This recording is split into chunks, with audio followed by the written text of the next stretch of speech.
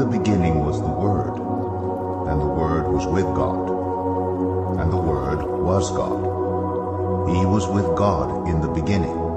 Through him all things were made.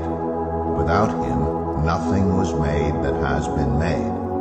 In him was life, and that life was the light of all mankind. The light shines in the darkness, and the darkness has not overcome it.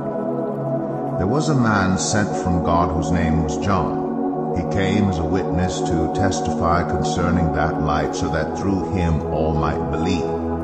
He himself was not the light. He came only as a witness to the light.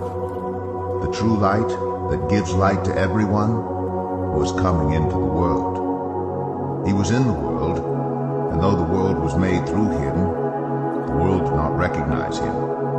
He came to that which was his own, but his own did not receive him.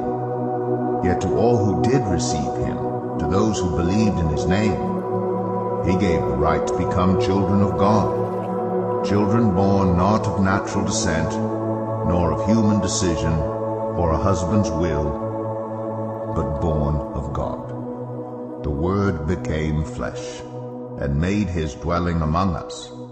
We have seen his glory, the glory of the one and only Son, who came from the Father, full of grace and truth.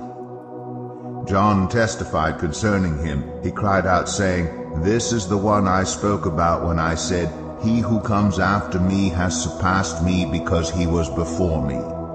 Out of his fullness we have all received grace, in place of grace already given. For the law was given through Moses.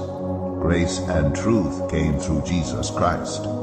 No one has ever seen God, but the one and only Son, who is himself God and is in closest relationship with the Father, has made him known." Now this was John's testimony when the Jewish leaders in Jerusalem sent priests and Levites to ask him who he was. He did not fail to confess, but confessed freely, "I am not the Messiah." They asked him, "Then who are you? Are you Elijah?" He said, "I am not." "Are you the prophet?" He answered, "No." Finally they said, "Who are you? Give us an answer to take back to those who sent us. What do you say about yourself?" John replied in the words of Isaiah the prophet, "I am the voice of one calling in the wilderness, 'Make straight the way for the Lord.'"